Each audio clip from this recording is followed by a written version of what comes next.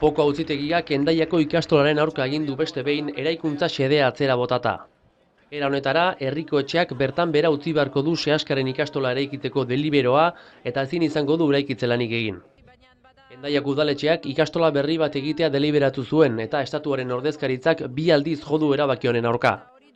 Herriko etxearen deliberoa legezkanpokoa zela ebatzi zuen Lionel Befre, Poko prefetak ekainaren 14an eta auzitara jo zuen. Arazoaren oinarrian falo legea dago.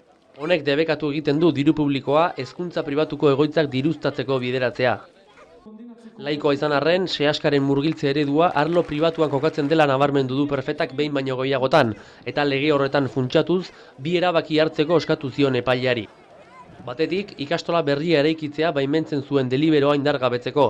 Bestetik, epailearen erabakiaren aurka helegiteak jartzea eta auzibidea luzatzea zen prefetaren beldurra, eta hori saiesteko auzibideak irango duen bitartean lanak debekatzeko ere eskatu zion. 2 eskariak onartu dizkio epaileak. Bakitxa Salaberri Hendaiako auzapezak gogoratu du Seaskak eraikuntzen premia duela eta ohartarazi du falo legea indarrean dagoen bitartean administrazioak behin eta berriz jo dezakela herriko etxeen deliberoen aurka.